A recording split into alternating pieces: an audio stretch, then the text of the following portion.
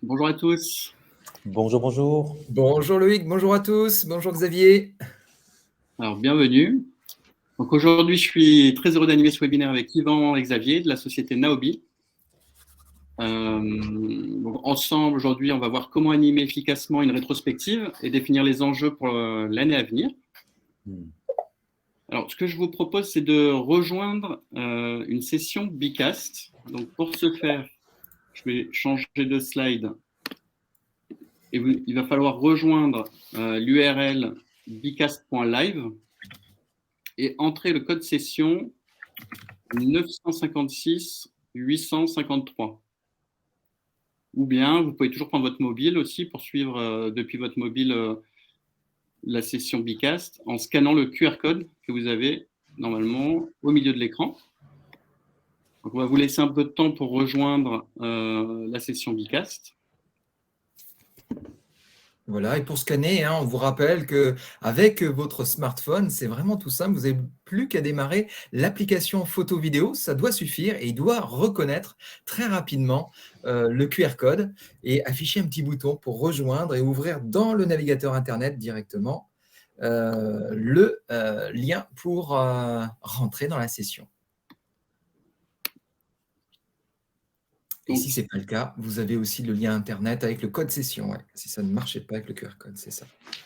C'est ça. Et là, vous voyez apparaître en haut de l'écran aussi participer, aller sur et ce bandeau violet. Vous allez l'avoir tout au long de la présentation. Donc, si vous n'avez pas encore eu le temps de rejoindre la session, vous voyez dans le bandeau violet tout en haut de votre écran comment rejoindre la session pour participer aux différentes activités interactives à la présentation qu'on va vous faire.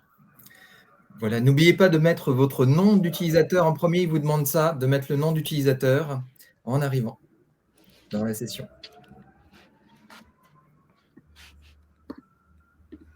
Donc, on a 28 participants, 30 participants. Côté Bcast, ça augmente, ça augmente, ça augmente. 50 côté Livestorm. Voilà, et théoriquement, vous devez voir ça à votre écran. Voilà, sur le smartphone, vous êtes en phase d'attente. Voilà, pour la suite. Alors, ouais, je pense qu'on démarre directement. Du coup, on va démarrer avec une petite question très simple à travers un baromètre emoji. Donc, c'est une activité interactive qui est proposée par Bcast. Ça permet, alors on essaie de proposer des activités, on va dire, événementielles pour éviter la lassitude dans l'utilisation de certaines activités interactives, pour utiliser à chaque fois de nouvelles. Et donc là, on en a une spéciale qui est un baromètre emoji qui va permettre d'exprimer son état d'esprit, son humeur. Et donc, sans plus attendre, je vais lancer une activité pour vous demander comment vous vous sentez ce matin, tout simplement. Et pensez à cliquer sur répondre, c'est tout en haut. Voilà, pour pouvoir aller dans l'activité. Ça arrive, on se dit, mais bizarre, moi, je n'ai pas ça sur mon écran. Non, non, c'est normal. Il faut cliquer sur le petit bouton en bleu, là-haut, sur répondre. Et de nouveau sur le téléphone, à n'importe quel moment, en bas, vous avez des petites icônes et si vous cliquez sur présentation, vous retombez toujours sur la page dans laquelle la page en cours. Et alors, une fois que vous avez sélectionné votre petit emoji, n'oubliez pas en bas de cliquer sur valider. Ça envoie votre vote. Donc là, ce qu'on voit pour le moment à l'écran, c'est qu'on a pas mal de personnes qui sont plutôt contentes, environ 60%, on voit ces résultats en temps réel, et des personnes qui sont curieuses, je pense, de voir ce qu'on va vous proposer pour réaliser une rétrospective et aussi définir les enjeux en équipe de manière collaborative. Alors, je vais arrêter cette activité et puis Xavier, je te propose de prendre la suite si tu veux. C'est ça, d'autant plus qu'il n'y a personne qui est confus, triste ou en colère, donc ça fait plaisir. On va pouvoir, bonne nouvelle, enchaîner en se connectant à notre sujet du jour, donc les rétrospectives de l'année. Et donc, une question qu'on avait envie de vous poser pour démarrer, c'est est-ce que vous avez l'habitude de mener des rétrospectives? Alors peut-être oui, chaque année, ou bien oui, quand c'était en présentiel, on le fait régulièrement. Non, c'est tout nouveau pour nous, non, jamais. Ou bien on en faisait avant, mais plus depuis le Covid. Et donc, le sujet du jour, c'est vraiment ces rétrospectives, c'est ces moments où qu'on ritualise, souvent de manière annuelle, dans lesquels on va prendre le temps de se poser pour regarder le passé, se projeter peut-être dans l'avenir, faire le bilan de nos actions, de nos objectifs, passé et futur, de la relation dans l'équipe, donc tous ces sujets. Peut-être aussi parler de la vision, se reconnecter à nos valeurs, à nos raisons d'être. On va voir qu'il y a beaucoup de sujets possibles. Donc, quand on parle de rétrospective, on parle de tout ce champ-là possible. C'est un sujet qui souvent est d'actualité pour une partie des équipes. Il y a des personnes qui vont vouloir bien clôturer l'année en faisant cette rétrospective, et puis d'autres personnes vont plutôt le faire en début d'année, comme un kick-off pour débuter l'année, pour démarrer l'année sur un bon pied, on va dire. Ouais. Alors c'est intéressant, quand on additionne, on a à peu près moitié-moitié, donc une moitié qui le fait, oui, chaque année en présentiel régulièrement, donc on approche des 50%, et on a également plus ou moins 50% sur c'est tout nouveau ou bien non, jamais. Et donc, voilà, on va partager tout au long de ce webinaire sur effectivement peut-être nos bonnes pratiques pour ceux qui le font déjà et pour qui c'est une pratique régulière. On va peut-être voir comment, à l'aide d'un outil d'interactivité, on va pouvoir aller plus loin et peut-être recréer des choses qu'on faisait spontanément en présentiel et découvrir comment, avec l'outil Bicast, on peut recréer à distance la même qualité, la même profondeur, la même richesse en termes de quantité, de qualité, de création des participants. Et pour ceux pour qui c'est tout nouveau ou non jamais, j'espère qu'on va vous donner le goût d'essayer, grâce à un outil distanciel, de peut-être tester l'aventure. Et vous allez voir, Loïc va nous présenter le programme juste après. On va du coup explorer des activités concrètes que vous pourrez directement appliquer avec vos équipes. Mais avant ça, Yvan, on a une autre question à poser à nos auditeurs, spectateurs. Voilà. Pour rentrer un peu plus dans le détail, justement, savoir quels sont ces bénéfices concrets que vous retirez de vos rétrospectives, puisque a priori, il y a un bon pourcentage des participants qui réalisent ces rétrospectives. Donc, quels sont ces bénéfices? Donc, en un mot, quels sont ces bénéfices concrets que vous retirez? Vous pourrez par la suite saisir plusieurs mots, même si vous le souhaitez. Donc, sachant que vous investissiez du temps au titre d'une équipe ou à titre personnel, qu'est-ce que vous souhaitez obtenir en faisant des rétrospectives, que vous le pratiquiez aujourd'hui, peut-être que c'est des bénéfices que vous avez constatés déjà en pratiquant les rétrospectives, ou des bénéfices que vous pourriez espérer en vous mettant à pratiquer un peu plus ces rétrospectives, que ce soit à titre personnel ou à titre professionnel, individuellement ou collectivement. Donc, on voit déjà pas mal de réponses. Et donc, sur ce nuage de mots, on voit apparaître les mots les plus au centre, les plus gros. Ce sont les mots qui sont cités plusieurs fois ou le plus cités. Et donc, vous pouvez reprendre le mot de quelqu'un à l'identique. Si vous voulez le mettre en valeur dans ce nuage de mots, vous trouvez qu'il est vraiment important, n'hésitez pas à le reprendre. Comme ça va le placer le plus au centre. On peut quasiment faire un petit jeu avec ce nuage de mots. Et donc, qu'est-ce qui apparaît dans vos idées? Eh bien, le mot le plus au centre que je vois pour l'instant, c'est à la fois bilan, motivation. Alors, le bilan, oui, c'est le maître mot des rétrospectives, c'est de pouvoir faire une sorte de point de situation qui donne à voir des choses de manière plus claire, effectivement. Ensuite, la motivation. Alors, c'est pour éventuellement aussi se remotiver pour la suite, parce qu'effectivement, on le disait, une rétrospective, ça peut être intéressant aussi de se relancer sur l'année d'après. Comme tu le disais, Loïc, tu parlais de kick-off pour le lancement d'une année suivante. Ça peut être très intéressant, ou d'un nouveau projet, même si ce n'est pas sur l'année, forcément, toujours en début d'année. Ça peut être fait à n'importe quel moment, bien sûr. Ensuite, qu'est-ce qu'on voit d'autre comme mot? Alignement. J'aime bien aussi ce mot alignement, effectivement. Cet alignement, moi je le vois, l'alignement entre les membres de l'équipe, mais ça peut être cet alignement entre ce que j'ai ressenti, ce que j'ai observé, ce que j'ai fait et ce que j'ai envie de faire, nos désirs, nos motivations. C'est aussi très intéressant. Et qu'est-ce que vous voyez d'autre qui vous attire?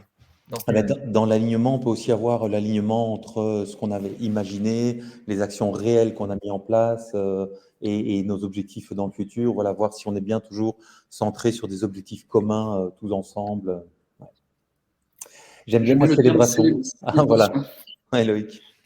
J'aime bien célébration parce que c'est vrai que c'est un moment aussi, on revient sur l'année et il y a forcément des bonnes choses qui se sont déroulées. C'est un moment où on peut célébrer un peu ces moments, aussi remercier l'ensemble de son équipe pour tout ce qu'ils ont apporté de manière collaborative. C'est toujours bien de marquer le coup à ce moment-là aussi, je trouve.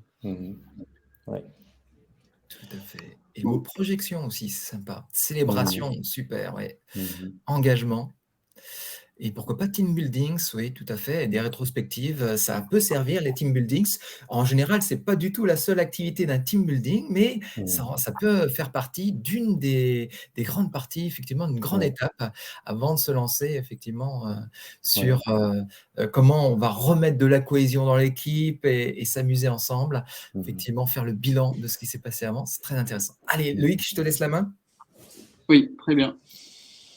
Donc, simplement, moi, ce que je vous propose, parce qu'on a très peu parlé de vous, c'est de vous présenter, présenter un peu Naobi, en quelques mots.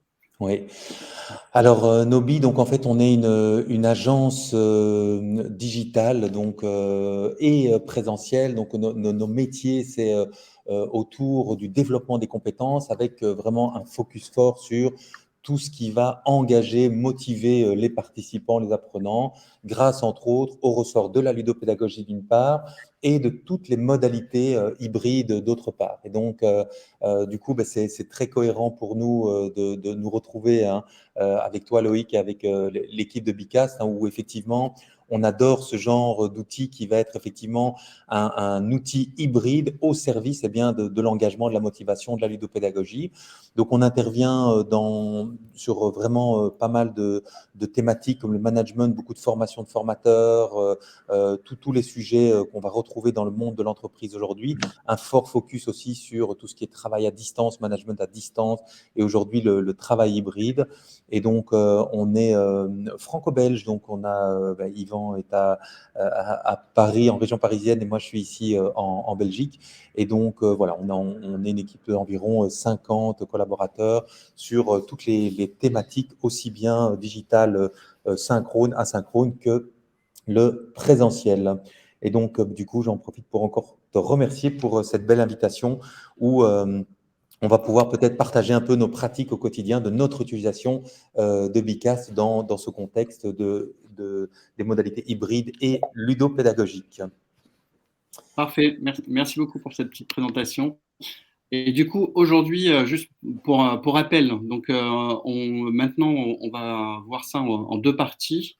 Comment animer efficacement votre réunion stratégique. On va démarrer avec Yvan sur comment on va mener une rétrospective en équipe. Et ensuite, on verra avec Xavier comment définir les enjeux et les objectifs pour 2022.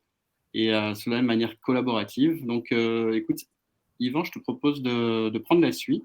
Oui, je vous laisse cliquer dessus parce que j'ai un petit pigage d'Internet de mon côté, donc je vous laisse démarrer. Alors, on va vous présenter effectivement, on a choisi pour vous une activité qui s'appelle l'étoile de mer. Donc, c'est une belle métaphore avec effectivement les tentacules de l'étoile de mer qui permettent de représenter les différentes directions dans lesquelles on peut porter ses réflexions. Et donc, l'idée, c'est, dans cette rétrospective, de pouvoir faire effectivement le bilan de l'année avec quelques questions bien ciblées et qui vont permettre de voir un petit peu comment ça s'est passé. Donc, on vous propose une question de type équipe qu'on anime beaucoup en ce moment avec 2021, ce qui nous a animés, lié notamment à la situation sanitaire avec le Covid. Et dans cette étoile de mer, les 5 grandes questions qui se posent. Alors, qu'est-ce que vous souhaitez continuer de faire, que vous avez fait déjà, les actions que vous avez menées en 2021, qui ont porté des fruits, vous avez observé des résultats qui paraissent intéressants et que vous estimez, tiens, ça c'est intéressant, il faut qu'on le reproduise, il faut le garder, ok, c'est une force pour nous, vous le mettez dans continuer. Ensuite, on se pose la question, qu'est-ce qu'on devrait plutôt arrêter de faire, parce que finalement, c'est très décevant, ça ne donne pas les résultats escomptés, au contraire, c'est même freinant, c'est des obstacles, ça nous nous empêche d'avancer dans le bon sens et d'atteindre les objectifs. Donc ça, il faut arrêter. Souvent, c'est les mauvaises habitudes. Et donc, dans cette colonne-là, on va mettre qu'est-ce qu'on se dit, tiens, j'ai remarqué qu'il faudrait arrêter de faire ça. Ensuite, qu'est-ce qu'on ferait de moins? Des fois, on utilise, voilà, que ce soit des méthodes, des outils, des processus, des choses comme ça. Et des fois, il faudrait en faire un petit peu moins parce que ça nous surcharge à tout point de vue, que ce soit en temps, que ce soit cognitivement. Et on se dit, il faut arrêter de faire ça, c'est contre-productif. Il faut en faire un petit peu moins, toujours le faire, mais peut-être mieux doser. Et pareil, faire de plus, c'est qu'une question de dosage, se dire, tiens, on a remarqué, on a mis ça en place, ça avait l'air intéressant, on n'a pas poursuivi, on n'a pas approfondi, mais on pourrait finalement le refaire, mais en faisant plus, puisqu'on a déjà engagé ces actions-là. Et puis, le dernier, c'est commencer à faire quelque chose de nouveau.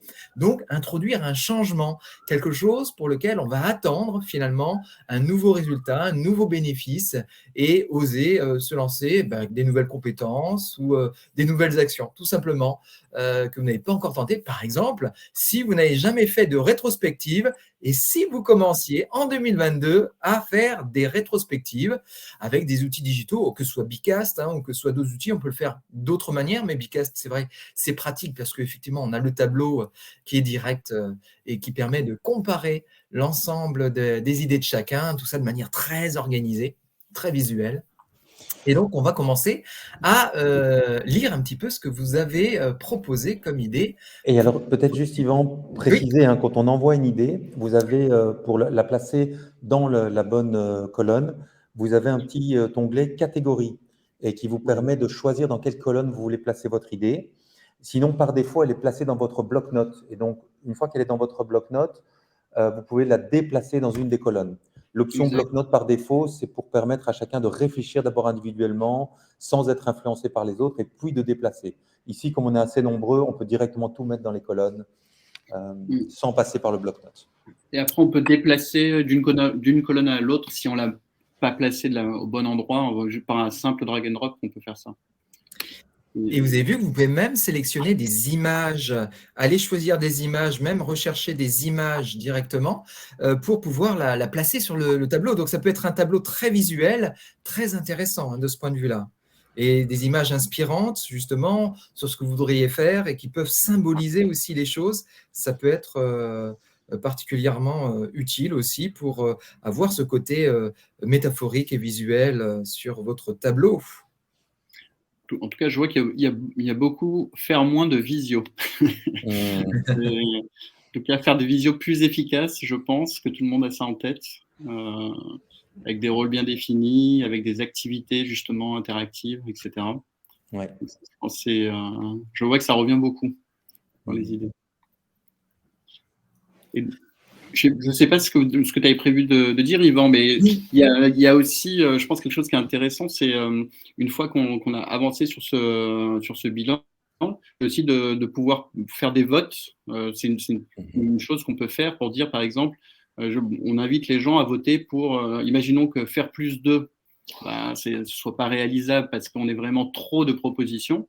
On va pouvoir proposer aux participants de voter pour choisir un certain type d'action qu'on souhaite faire plus l'année suivante.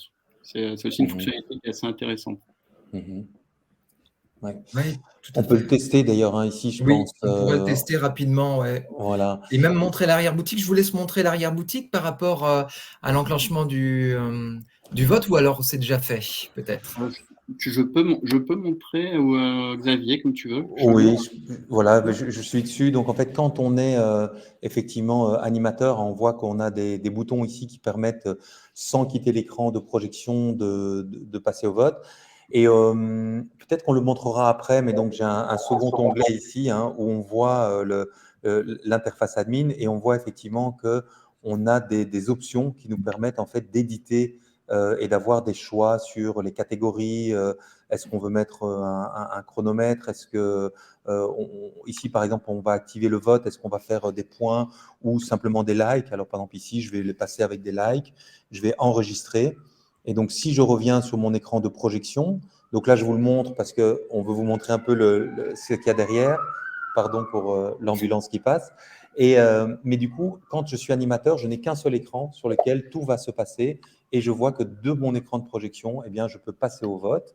Je vais simplement cliquer dessus et chez vous, sur votre téléphone, eh bien, vous voyez maintenant que vous pouvez en fait voter pour les idées des autres. Et donc, en swipant avec votre doigt, hein, donc en faisant dérouler l'écran, vous voyez que quand vous vous positionnez sur une idée, il y a un petit pouce, un petit like qui apparaît et vous pouvez du coup liker les idées qui vous plaisent. Et simplement, n'oubliez pas, une fois que vous avez liké les quelques idées qui vous plaisent, il n'y a pas spécialement de limite de nombre, d'aller tout en bas pour valider vos votes. Et donc là, les votes sont ouverts. On va vous laisser voilà, une trentaine de secondes hein, pour un peu tester les idées. On a une question dans le public. Est-ce qu'on peut modifier, réduire le nombre de catégories et modifier le texte de ces catégories? Oui, tout à fait, hein. Donc, pendant que vous votez, je repasse ici donc, dans l'interface admin. Donc, en tant qu'animateur, hein, c'est mon écran d'animation. Et donc, j'édite la question ici. Alors, évidemment, l'édition est limitée pour l'instant parce que l'activité est déjà en cours. Et donc, il y a des choses que je ne vais pas pouvoir transformer parce qu'il y a déjà des votes, etc. Mais typiquement, pour répondre à la question ici, je peux ajouter une catégorie ici. Et donc, voilà, ma nouvelle catégorie serait ici. Hop. Et je pourrais aussi les déplacer, hein, les remettre dans un certain ordre. Donc, voilà, c'est assez souple. Et je pourrais même, donc ici, je ne vais pas le sauver. Hein, je vais annuler, comme ça, je ne touche à rien. Mais dans l'animation ici, je peux, avec le petit bouton plus ici, en live, se dire, tiens, il y a une catégorie à laquelle, en tant qu'animateur, dans ma préparation, je n'avais pas pensé et j'ajoute voilà, une catégorie, hop, ici, catégorie bonus, à laquelle j'avais pas bonus, non, mais bonus, oui, hop, ma nouvelle catégorie bonus. Et donc, vous voyez que quand vous créez une nouvelle idée, eh bien, vous avez maintenant dans le petit menu déroulant une nouvelle catégorie qui est apparue. Donc, effectivement, l'outil, c'est vraiment comme un canevas. Hein. Il est à mettre à votre main en fonction de votre activité. C'est ce qui fait la richesse hein, de cet outil-là, c'est qu'en fonction de votre objectif pédagogique ou d'animation d'équipe, etc., eh bien, vous allez créer vraiment le canevas et l'activité qui correspond parfaitement à vos besoins. Je propose de terminer le vote dans une quinzaine de secondes. Donc, si vous n'avez pas terminé de voter, je vous invite à descendre tout en bas de votre page et puis simplement à valider. Comme ça, on est sûr que les votes que vous avez faits sont bien pris en compte. Et donc, on va clôturer dans 5, 3, Charlotte 2, nous demande 1. si c'est normal, si on peut liker qu'un seul. En fait, non, hein, Non, vous pouvez en non. liker plusieurs. Vous pouvez même modifier vos votes tout en bas. Vous avez le bouton modifier les votes. Mais théoriquement, moi, j'ai pu voter. Là, je l'ai fait à l'instant. J'en ai pris un dans chaque catégorie pour tester. Puis voilà, ça a été voté. Ouais. Et donc, pour répondre à la question, donc effectivement, quand on clique sur le petit pouce hein, qui est au milieu, il y a un petit pouce qui apparaît à droite de la ligne qui m'indique que mon vote a bien été pris en compte. Ceci dit, pour lancer et envoyer mes votes de manière globale, il faut bien aller en bas et faire valider. Et tous les petits likes que j'ai faits vont être envoyés et pris en compte d'un coup. Voilà, donc on termine le vote. Là, c'est sûr. Hop, voilà, c'est parti. Et donc, on voit ici maintenant, je vais partager mon écran. Hop, on voit effectivement le nombre de likes et de points. Donc, par exemple, tiens, ce que je vais faire, on va faire des résultats de vote de manière globale. Donc, ici, oser. Et donc, ça, c'est dans la catégorie commencer. Ce qu'il faut arrêter de faire, c'est multiplier les outils. Donc ça, c'est vrai que c'est une très bonne pratique aussi. Hein. C'est de se dire globalement, hein, notre recommandation va être la suivante, c'est un outil de visio et un outil d'interactivité. Et donc, par exemple, vous pouvez être dans Teams avec Bicast ou Zoom avec Bicast. Ici, on est dans Livestorm et Bicast. Et donc, il y a un outil qui va servir quelque part à projeter, à communiquer entre nous, globalement à l'aide de vidéo audio. Et puis, on va avoir un outil qui va lui permettre de faire les activités, un peu comme si on était en salle. Je vais avoir des affiches, des post-it, des fiches Bristol sur une table. Eh bien, ça, c'est l'outil d'interactivité. Et donc, deux outils qui, a priori, vont répondre à 95% de tous les besoins pour des animations, soit à distance, soit hybrides. C'est une bonne pratique. Et donc, effectivement, ne pas multiplier en rajoutant des briques avec, on dit, ah, cet outil-là, il a une super fonctionnalité. Il faut bien penser que pour l'utilisateur, c'est un nouvel outil, une nouvelle grammaire et potentiellement un nouvel apprentissage à faire dans une activité qui, en soi, peut déjà être, Yvan parlait de surcharge cognitive tout à l'heure, et donc faire attention d'avoir le minimum de nouvelles choses à faire en plus du sujet qui nous intéresse. Alors, faire plus croisement d'idées et de projets, effectivement, vous avez été 7 à voter pour ça, à égalité avec le partage d'expérience et arrêter de faire des réunions trop longues. Tu le disais, Loïc, tout à l'heure, donc on disait effectivement moins de réunions, mais là aussi, c'est le côté trop long des réunions. Donc, on voit qu'il y a pas mal de bonnes pratiques. Et donc, en fait, vous voyez qu'en bas à droite ici, j'ai 2 modes d'affichage. Celui-ci, c'est vraiment les idées de manière transverse, toutes catégories confondues, qui ont eu le plus de votes. Et puis, pour mon débriefing, je pourrais revenir aussi ici. Voilà, qu'est-ce que nous, dans notre équipe, on va continuer à faire, on va arrêter de faire. Et on voit ici, effectivement, le nombre de votes. Donc, qu'est-ce qu'on va arrêter de faire l'année prochaine? On va arrêter de multiplier les outils, c'est-à-dire en choisir un, deux, et on s'y tient, et on monte en compétences dessus. Et puis, on va arrêter d'avoir des réunions trop longues. Voilà. L'idée ici, c'était de vous montrer comment ça fonctionne. Et donc, si vous vous projetez, les questions qu'on a posées là par rapport au bilan sur le travail hybride, on a dit continuer, arrêter, faire moins, faire plus, commencer à… Si vous vous projetez par rapport à votre réalité, votre culture, vos missions, la taille de vos équipes, etc., ben vous pouvez évidemment transformer ceci. Et là, on est sur quelque chose qu'on aime bien et qui nous correspond un peu à ce qu'on appelle l'activité feu rouge. Rouge, on va arrêter. Orange, on va faire différemment. Vert, on va continuer. Mais vous pourriez créer d'autres types de questions de rétrospective. Par exemple, ça pourrait être sur qu'est-ce qui a bien fonctionné, qu'est-ce qui a moins bien fonctionné, les apprentissages qu'on a eus, ce que j'ai aimé cette année, ce qui était difficile pour moi. Vous voyez qu'on peut avoir des autres axes d'entrée par rapport à cette session de bilan. Et ça répond à la question de Charlotte tout à l'heure. Les catégories sont vides au départ et on peut les créer. Alors, quand on dit c'est vide, c'est pas tout à fait vrai. Yvan, cette activité, elle existe déjà dans Bicast. Tout à fait. En fait, il y a un modèle qui est proposé par Bicast. Bicast propose toute une banque de données de modèles. On en est à plus de 45 aujourd'hui. Et parmi ceux-là, il y a des modèles pour faire des rétrospectives. D'ailleurs, ce n'est pas le seul pour les rétrospectives, puisque là, on vous a présenté un modèle de tableau qui est l'un des plus faciles à réaliser quand vous démarrez.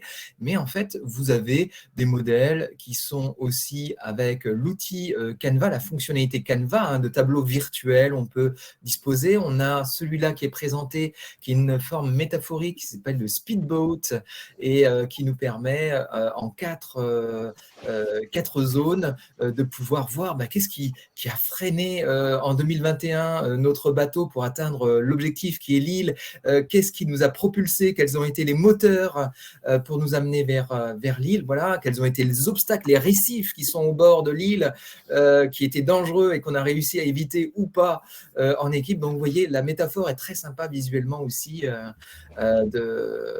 pour faire une rétrospective. Ça peut être très sympa. Et on vous laissera explorer évidemment la base de connaissances de Bicast pour trouver des modèles déjà tout prêts. Et il y en a un deuxième à toi, Xavier. Oui. Alors effectivement, on va partir sur un deuxième type d'activité et juste après cette activité, je vais vous montrer comment on choisit un modèle et comment on le crée. On va de nouveau rebasculer dans l'interface admin. L'idée ici, c'est qu'on puisse vous faire vivre une expérience en tant qu'utilisateur. Ça donne quoi quand je joue, quand je suis participant, mais aussi qu'on prenne notre casquette. On est entre professionnels de l'animation pour pouvoir se dire, OK, comment ça se passe derrière. Donc surtout, n'hésitez pas à nous poser vos questions comme Charlotte tout à l'heure en disant, tiens, comment est-ce qu'on peut faire ça? Est-ce qu'il est possible de faire ça? Je pense, a priori, la réponse va être oui, c'est possible. Après, on va voir comment. Donc, essayez de nous challenger avec des questions. On va voir si c'est possible. On est 3, on va essayer d'y répondre.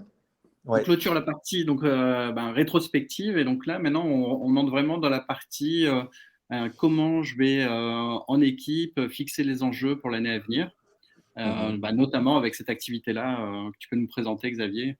Oui, complètement. Donc, c'est une activité que j'aime vraiment beaucoup, que historiquement, on a toujours fait en présentiel. Pour ceux qui, par exemple, font de l'analyse transactionnelle, ben, il y a une activité qui s'appelle la ligne du temps, c'est-à-dire qu'on va imaginer un objectif futur déjà réalisé, hein. On est sur quelque chose qui touche sans doute aussi aux neurosciences, à la psychologie positive. C'est qu'au lieu de se dire quel est le plan d'action pour arriver là, on va se dire, on se projette dans un futur déjà réalisé, avec succès. Et puis, on va, à contre-courant, remonter un peu comme les saumons qui remontent la rivière. On va se dire quelles sont les étapes qui nous ont amenés à ce succès. C'est un peu bizarre à dire, hein, parce que c'est quelque chose qui n'est pas encore réalisé. Mais par exemple, on aurait un objectif d'équipe à réaliser en fin d'année. Fin d'année 2022, on voudrait être là et on va écrire une phrase sous la forme nous avons réussi collectivement en équipe à faire ceci. Comment est-ce qu'on est arrivé à ce succès? Et on va remonter. Et donc, on va voir comment cette activité d'Ambicast Retour vers le futur va nous permettre eh bien, d'animer ça à distance ou en mode hybride. Alors, on s'est dit comme exemple, tiens, on est sur les rétrospectives, donc on va tous ensemble jouer le jeu. Avant de lancer l'activité, je vais juste donner quelque part la consigne qu'on donnerait à l'équipe, hein. Il faut savoir que c'est une activité globalement qui est plutôt à faire en petits groupes, hein. Donc, on recommande, ça peut démarrer à 2, mais jusqu'à 30 personnes potentiellement. Ici, on est un peu foufou, on va être 60 à tenter ça ensemble. Donc, on va le faire version grand groupe, mais je vais vous donner après les consignes pour le petit groupe. Donc, on se projette, on vient d'animer une magnifique rétrospective d'équipe avec succès. Comment avons-nous réussi à réaliser cela? Et donc, je vais ouvrir l'activité et on va se proposer de noter, donc de nouveau sur votre téléphone ou sur votre PC, qu'est-ce qui s'est passé à J-30, à J-15. Donc là, par exemple, on devrait animer une rétrospective, une rétrospective d'équipe où on se projette peut-être à fin janvier. Donc, on va dire, voilà, on est dans… Non, même pas, on est mi-décembre à la mi-janvier. Voilà, le 15 janvier. Qu'est-ce qui se passe à J-30? Qu'est-ce qui se passe à J-15, J-1, à H-1, donc une heure avant? Qu'est-ce qui se passe le jour J? Et éventuellement, on va se projeter un peu après. Qu'est-ce qui se passe? On va, dans les consignes, proposer aux personnes de parler, et de nouveau, c'est un peu bizarre, au passé. Donc, on est le 15 janvier et tout a réussi. Ça a été magnifique. L'équipe a dit on n'a jamais eu un événement aussi motivant, engageant à succès. Et qu'est-ce qu'on a fait pour arriver là? Et donc, voilà, je donne des exemples ici. À J-30, on sonde les membres de l'équipe sur les réalisations de l'année. On pourrait même l'écrire au passé. On a sondé les membres. On a annoncé qu'il va y avoir une rétrospective. Voilà, nous avons fixé des objectifs et des résultats clés clairs. Voilà. Et donc, du coup, je vous propose de noter ces éléments-là. Ici, on ne va pas spécialement le faire, mais j'aurais pu, dans l'activité ici, et je vais de nouveau ouvrir l'édition, donner des codes couleurs aux idées. Et on pourrait imaginer que, par exemple, il y ait des codes couleurs où, par exemple, tout ce qui est rouge, c'est des actions qu'on a menées. Ou plutôt bleu. On va dire bleu, c'est des actions qu'on a menées. Rouge, c'est des défis qu'on a rencontrés. Peut-être le vert, c'est notre état d'esprit à ce moment-là. Donc, par exemple, on pourrait dire à J-15, la tension, la pression monte. À J-1, il y a de l'excitation et en même temps un peu de trac, etc. Voilà, donc on peut orienter en disant on va faire plusieurs portes d'entrée, les actions, les défis, le feeling. Voilà. Et pour ceux qui connaissent un peu les techniques d'animation, genre les chapeaux de Bono, mais on pourrait avoir ce type d'ingrédients. Donc les choses difficiles, chapeau noir, les choses positives, chapeau jaune, les chapeaux rouges, le feeling, etc. Pourquoi est-ce que je parle de feeling? C'est parce que cette activité, elle ne se passe pas que dans la tête. On cherche à générer de l'engagement, de la motivation. On se projette dans le futur. Et donc, c'est intéressant de dire, ce n'est pas juste un plan d'action qu'on rédige, c'est on se projette dans ce futur avec engagement, y compris avec les émotions agréables et moins agréables qu'on va rencontrer. Ça va faire partie du chemin. Et quand on arrive dans la deuxième partie de l'activité, c'est-à-dire qu'ensemble, on va commencer à débriefer en disant, bah, tiens, quel serait un peu le chemin idéal pour nous mener, par exemple, à cette magnifique rétrospective d'équipe réussie, eh bien, on va choisir dans les éléments ceux qui nous semblent être le chemin idéal pour y parvenir dans toutes ces idées, en tenant compte de nos feelings, par exemple, feelings plus difficiles, feelings agréables qui nous ont motivés, et en tenant compte également des défis qu'on a rencontrés sur la route.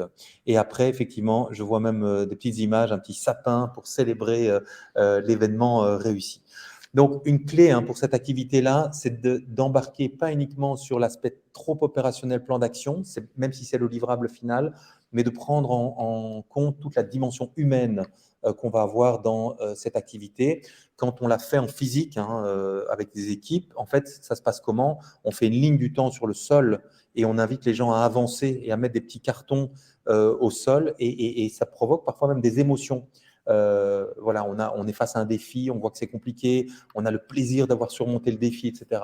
Et à l'aide des colonnes qu'on voit ici dans Mika, c'est aussi ça qu'on va essayer de recréer. Donc, il y a la partie action, mais il y a la partie relever des défis et il y a la partie vraiment émotionnelle, affect, qui est important dans toutes les… quand on parle de change management, globalement, la dimension humaine est super, super importante. On ne parle pas que de faire, on parle d'être et on ne parle pas que d'outils, on parle aussi de posture.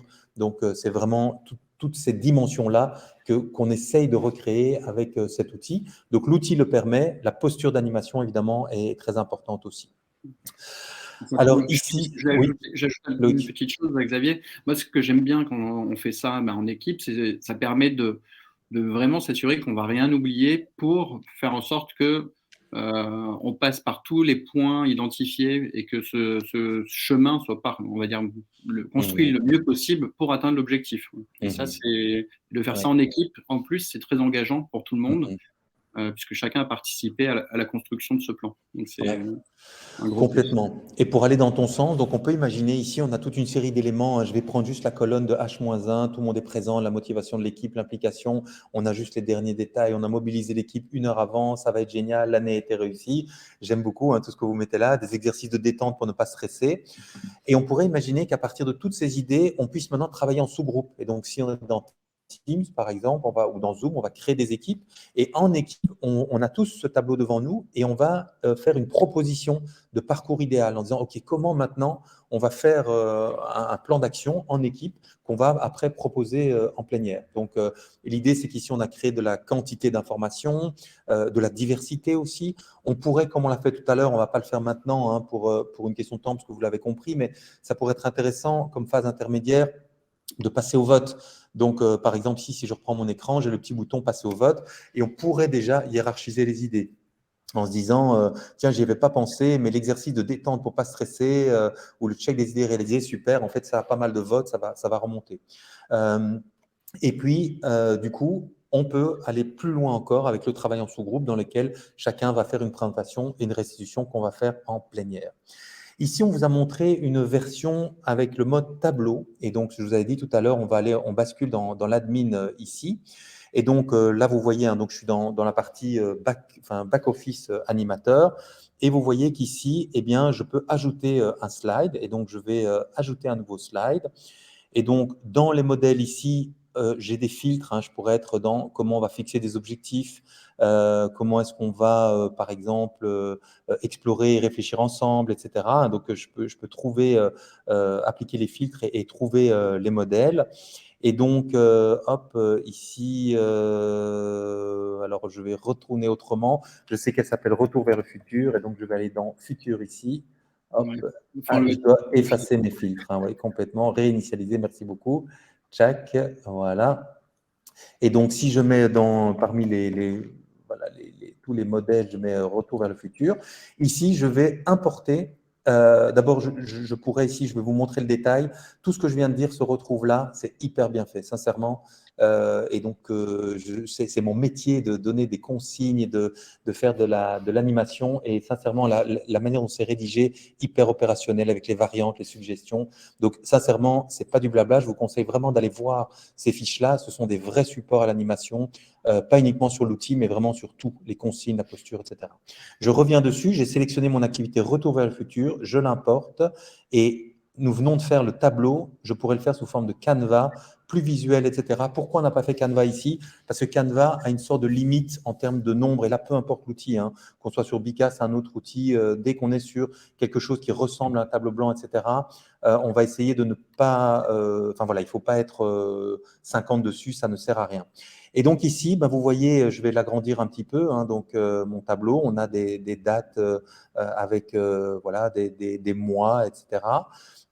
Et donc, je pourrais ici sélectionner à gauche un petit post-it et au mois de mai, par exemple, si le but c'est d'arriver à inventer la voiture qui voyage dans le temps, je pense qu'au mois de mai, il faut commencer à assembler les pièces. Voilà, hop, assembler les pièces. Vous voyez, et on voit que tout le monde est parti dessus, super. Voilà. Et puis en fait, on se dit non, c'est peut-être pas au mois de mai, c'est au mois de juin. Et puis, peut-être qu'on pourrait dire que les post-it ont des couleurs différentes, hein. Par exemple, je pourrais dire quel est mon feeling, hein. Il y a un côté excitation, et tout ce qui est feeling, ça va être les post-it roses. Voilà, donc, ou les défis. Voilà. Et donc, avec des codes couleurs de nouveau, et dans l'activité ici, elles sont indiquées, hein. Donc, dans l'activité BICAS, il y a des propositions, hein, ici. Hop là, j'étais un peu vite, pardon. Donc, on a ici des propositions qui nous sont faites de se dire, tiens, en fonction de telle et telle couleur, j'ai tel code qui m'est proposé. Je vais rezoomer ici, donc hop, et on voit qu'on est tous ensemble sur le tableau. Donc c'est là qu'effectivement le tableau a sa limite, hein, en termes de lisibilité et d'animation aussi. C'est des activités qui sont plutôt faites pour des groupes un peu plus petits sous forme de Canva. Si on est sur des groupes plus grands, je vous recommanderais plutôt alors d'utiliser l'activité qu'on a fait tout à l'heure sous forme de tableau. Xavier, on a une question qui est très intéressante Oui. par rapport à l'organisation, hein, au-delà de l'outil, mais qui intègre l'outil, c'est comment on va pouvoir travailler en sous-groupe avec Bicast. La question, c'est est-ce qu'il faut lancer la même activité en même temps, créer plusieurs sessions? Donc là, nous, on a quand même pas mal de pratiques par rapport à ça. Il y a plusieurs possibilités, hein, à choisir, hein. Il y a différentes options. Je te laisse répondre à la question et après je te complète. Oui, alors spontanément, ce qui est intéressant avec Bicas, c'est que en fait, c'est un vrai outil hybride. Et donc, ici, on est tous ensemble réunis, on voit tous le même écran au même moment et on a tous complété les questions. Si maintenant on était dans un outil comme Teams et qu'on était divisé en sous-groupes, en fait, on partage toujours le même écran. Et donc, on peut continuer à compléter, à noter des idées, etc. Donc, en fait, on ne va pas multiplier les sessions Bicas, on ne va pas multiplier les écrans, on ne va pas non plus multiplier les questions. On peut rester vraiment sur le même endroit. La métaphore qu'on pourrait utiliser, si on était dans une salle, une salle plénière, on aurait un mur sur lequel on a mis des post-it, etc. Ce mur, cette affiche de post-it, elle est toujours au mur et on est réunis dans des tables en sous-groupe de 5-6 dans différentes tables, mais on peut tous se retourner et continuer à voir ce mur, s'en rapprocher, aller rajouter un post-it, le déplacer, etc. C'est exactement la même chose ici. Donc, en fait, on parlait de deux outils tout à l'heure, l'outil de visio, l'outil d'interactivité. L'outil de visio va nous permettre de travailler en sous-groupe et on va parler entre nous à 4-5 dans une salle, mais l'outil d'interactivité, lui, c'est l'affiche qui est au mur et elle reste toujours au mur. Donc, la recommandation, c'est de toujours rester dans la simplicité et de bien garder le même outil et de ne pas multiplier quand on peut ne pas les multiplier. Par contre, on pourrait très bien imaginer quand même une activité où on travaille sur des activités différentes, effectivement, si c'est nécessaire par rapport à votre atelier, pour que chaque groupe travaille sur un support différent, d'une manière différente. Un qui va être sur le tableau, un qui va être sur le Canva, un qui va répondre plutôt à des nuages de mots et faire par exemple comme un Word Café, on va changer de table au fur et à mesure et chacun revient dans un autre atelier. On pourrait très bien imaginer effectivement que vous créiez plusieurs activités Bicast séparées, voilà, et que vous donniez un code différent. Quand on va dans le sous-groupe qui a un certain atelier avec une certaine question, un certain outil, et bien on a un code différent à chaque fois de Bicast et on va changer tout simplement de code et on pourrait aussi imaginer ça. Mais je suis d'accord avec Xavier, c'est un peu plus complexe, c'est pas fait pour les animateurs débutants ou alors être en co ou en trio d'animation pour faciliter la chose, mais c'est tout à fait envisageable aussi. Il y a quelque chose qui peut se faire assez facilement, c'est je crée des sessions que j'appelle salle 1, salle 2, salle 3, salle 4, avec chacun sa problématique. Et puis, on peut créer des slides interactifs avec Bicast. Je crois qu'on en a utilisé d'ailleurs, mais sauf qu'on n'avait pas mis de lien hypertexte dedans. Et du coup, au moment où je projette ce lien, je vais dire aux personnes, maintenant, je vous invite à rejoindre la salle 1, la salle 2, la salle 3. Et ça permet de partir en sous-groupe et d'aller travailler sur des sessions différentes et d'avoir des comptes rendus différents. Parce que d'ailleurs, on n'en a pas du tout parlé, mais toutes les idées qu'on qu'on a produites ici, eh ben, en un clic, on va pouvoir avoir un compte-rendu éditable, quantitatif et qualitatif, vraiment très rapidement. Donc ça, on va gagner beaucoup de temps aussi dans la synthèse. Je pense qu'il y a des gens qui nous écoutent, qui ont l'habitude de faire des synthèses, et ça va beaucoup intéresser. Ouais, complètement. Je vois l'heure, hein, donc il est 12h15, on arrive à l'atterrissage déjà. Et donc, effectivement, peut-être quand tu parles de synthèse, donc la bonne pratique pour terminer ces activités, hein, celle qu'on a présentée avant, étoile de mer et celle-ci, c'est effectivement de proposer qu'un rapporteur utilise cette synthèse et puis produise quelque chose qui correspond aux besoins. Par exemple, ici, ça pourrait être un plan d'action qui nous permette d'arriver à cet objectif-là. Et en utilisant effectivement les contenus, on va l'exporter, hein, ça peut être du PDF, ça peut être de l'Excel, mais c'est important que après le moment d'intelligence collective, on ait vraiment effectivement cette notion de traitement des données et d'utilisation. C'est vraiment une bonne pratique en intelligence collective, c'est de se dire, est-ce que tout ce qu'on a fait ensemble ici, le temps qu'on a investi ensemble, est-ce qu'il va vraiment servir à quelque chose? On a tous peut-être le souvenir de réunions qui étaient stimulantes, mais desquelles on n'a pas fait grand-chose. Et ici, effectivement, l'export des données, le traitement et nommer quelqu'un qui va l'utiliser et qui va du coup le faire vivre dans la durée est une pratique importante, surtout quand on a demandé aux gens de s'investir dans des projections et qu'on a créé quelque part une envie, un désir, des projections. Il faut quelque part remplir la promesse. Alors, en conclusion de cet atelier, on avait envie de vous poser une dernière question, hein, donc pour conclure tous ensemble, un mot en conclusion de ce moment de partage où on a découvert 2 activités principales et leurs variantes et quelques bonnes pratiques. Et merci aussi pour vos questions. C'est parti pour le nuage de mots. On vous laisse remplir. Voilà, je vois effectivement découverte, astuces, idées. Hein, c'était vraiment notre optique, c'était d'être très opérationnel et de vous donner des clés pour utiliser tout de suite hein, l'outil dans voilà, dans vos applications concrètes, peut-être dès demain, dès la semaine prochaine. Et vous avez vu, hein, quand on a basculé dans l'outil d'édition ici, c'est extrêmement simple. Hein. En fait, la partie, le défi quelque part, c'est de trouver les bonnes questions et la bonne animation. L'outil est vraiment au service de ça et vous avez vu en 2-3 clics on crée en fait l'activité. Donc le défi, ce n'est pas l'outil ici, c'est de créer la bonne animation intelligente qui créera les bons livrables pour vous. Merci, donc intéressant, top astuce qui ressort. Merci à vous. Alors, le goût de tropeuse, il est toujours là chez nous aussi, hein, 45 minutes. On essaie d'avoir vraiment un format extrêmement court pour vous donner le maximum en peu de temps pour passer au-delà de ce goût apéritif et de passer au plat principal. Vraiment, c'est d'ouvrir l'application, de la tester avec quelques collègues et puis de continuer à explorer. Ça, c'est une première piste. Et la deuxième piste, c'est vraiment les modèles. Hein. Je vous invite vraiment à aller vers ici, donc tous les modèles. Ici, je suis sur le site de Bicast. Vraiment, promenez-vous dedans, ouvrez-les, etc. Il y a de quoi passer 2 journées complètes à explorer tout et à avoir le tour complet. Donc vraiment, pour l'après-apéritif, le pas principal, ouvrez l'outil, testez-le et utilisez les templates qui sont là, avec chaque fois les explications qui se trouvent derrière et qui sont très, très complètes. Merci beaucoup. Merci, un grand merci Yvan, merci Xavier. Je rajoute juste que vous pouvez vous créer un compte hein, sur Bicast si vous pensez que ça peut vraiment vous aider dans vos rétrospectives et dans fixer vos objectifs de l'année à venir. Merci pour le partage de votre expertise, parce que vraiment, je pense, c'est intéressant pour tous les participants. Et on mettra un petit slide si vous souhaitez aller plus loin. Et vous avez aussi là, les rubriques que vous trouvez sur la gauche, où il y a des liens pour aller plus loin, pour aller directement vers ces inspirations dont tu parlais juste avant, Xavier. Super. Merci beaucoup.